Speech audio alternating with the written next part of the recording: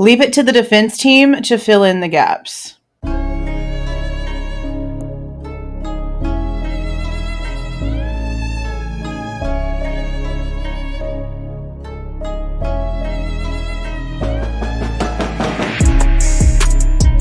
Hey guys, this is Jules with True Crime Reactions. Disclaimer. Everything stated in this video is my opinion and my opinion only. And just like everything else in these cases we discuss here on this channel, everything is alleged. Okay, so the text messages between Dylan and Bethany came out from the state's side, and we instantly had 1,000 more questions. It was very obvious text messages were missing, that the timing wasn't making sense, that things were being said that didn't have anything being asked. The responses didn't make sense. Just for example, we had Bethany randomly stating to Dylan that Xana was the one wearing all black, but we have nothing that leads as to why she would have randomly stated that. Well, in yesterday's video, I showed you guys the case summary, and it had a whole bunch more documents showing to be coming up really, really soon. Some of those finally dropped, and included in that was the defense giving us more information regarding those text messages. Let's run through them. Okay, guys, get ready, and I will have a link for this direct document down in the description box, because this is a lot. This is not only proof that there's not very much of a gap, but proof that parents were being called, more people were being called than we originally thought, social medias were being accessed. There was a lot of information. November 13th of 2022, 2:10 a.m. Dylan texted the Uber driver, Eric Gower, to ask if he was driving. 3 minutes or so later, a little less than 3 minutes later, at 2:13 a.m., he responds to Dylan confirming he was, in fact, driving. Therefore, there's our answer. We didn't know for sure if he ever responded. Now we know he did. 40 minutes later, Maddie calls Bethany. At 3:51, Dylan creates a new contact in her phone. Now, isn't that freaking interesting? A brand new contact. 4:19 in the morning, Bethany calls Dylan. At 4:20, Dylan calls Xana. At 4:20, Dylan calls Kaylee. At 4:20, Dylan calls Bethany for 41 seconds. At 4:21, Bethany calls Xana. 4:21 and 50 seconds, Dylan calls Maddie. 4:22, Bethany calls Maddie. 4:22, Bethany calls Ethan.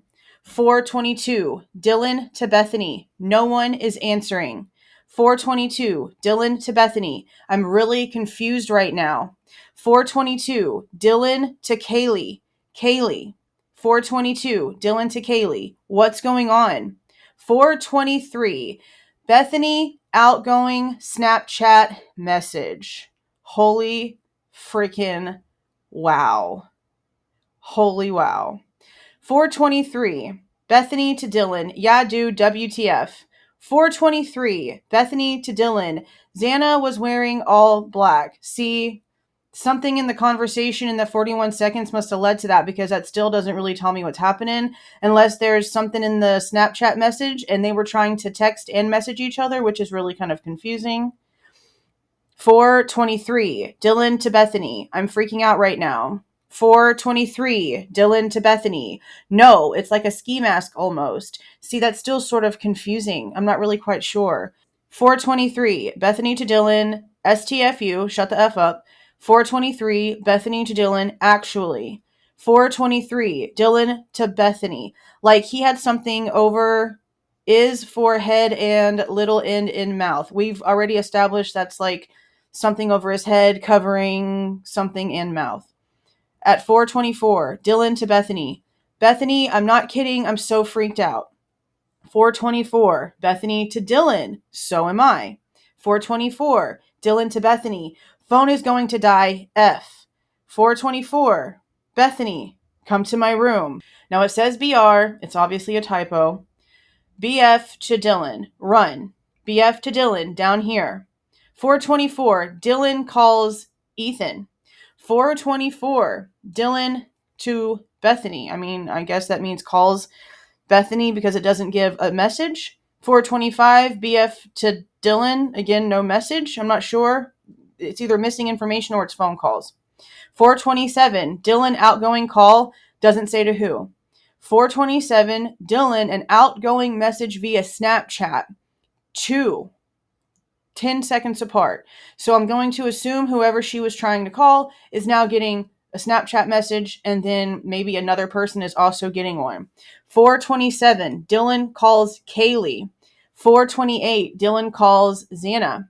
4:29, Bethany calls Maddie. 4:30, Bethany calls Maddie. 4:30, Bethany calls Kaylee. 4:31, Bethany calls Kaylee. 4:32, Dylan texts Kaylee. 4:34, Bethany accesses Snapchat.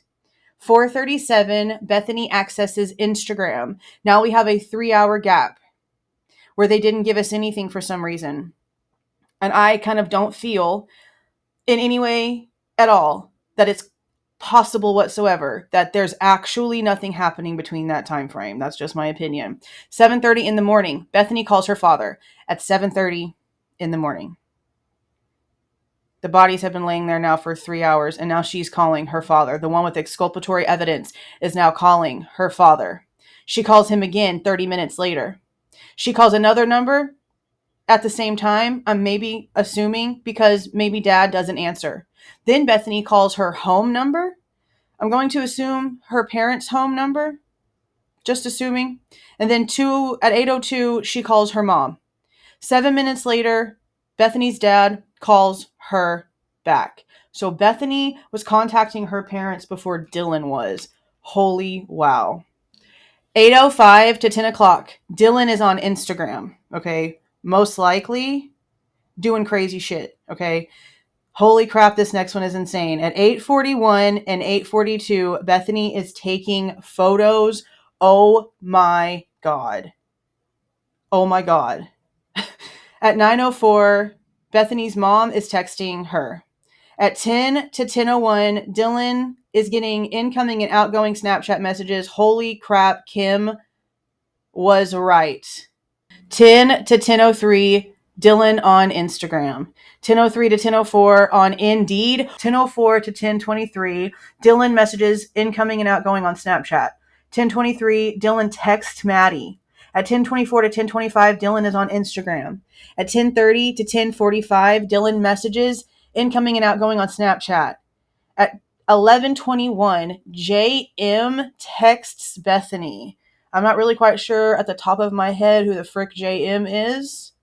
I know she had a boyfriend at the time. I don't know if it's the same guy she's still with, but my brain is going a million miles per hour because of all the information, so I'm just not really quite sure. Let's now continue. 11:56 to 11:29, Dylan is on Instagram and messages on Snapchat. At 11:29, Dylan is texting Kaylee.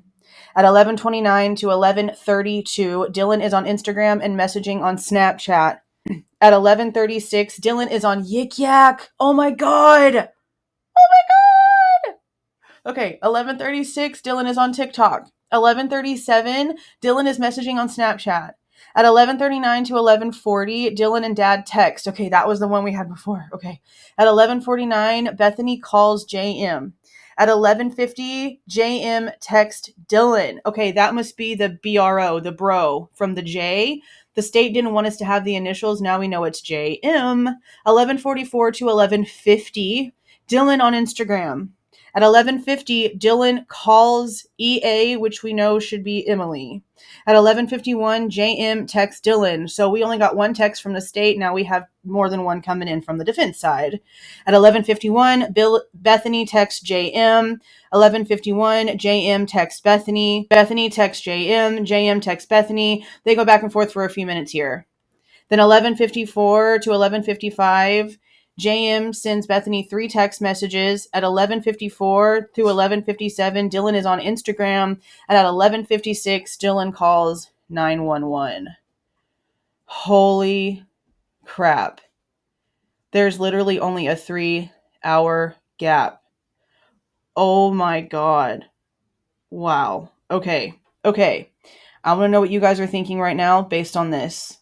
I don't know if I'm going to be able to go live tonight. I probably will because this is insane. Just drop me in the comments. What are you guys thinking? This is a whole lot of information, and it really does look like the basis for WSU Kim's story was actually true. Now, again, I've always thought the basis of her story was true, but then everything came out here and went super crazy. What she came out here trying to say at first about people knowing ahead of time was most likely accurate because of everything we already knew. But then all the other crazy, insane information, all the twisted, just insane drama that was unnecessary got involved in it and turned it into a chaotic circus. But way down into the very, very, very bones of that, we pretty much all sort of knew to a certain point there was accuracy in people definitely knowing what the hell was happening prior to that 911 call. But holy crap. Holy crap. Let me know what you guys are feeling down in the comments. See y'all. Please do not forget to leave a like on your way out and subscribe to the channel if you are not subscribed already.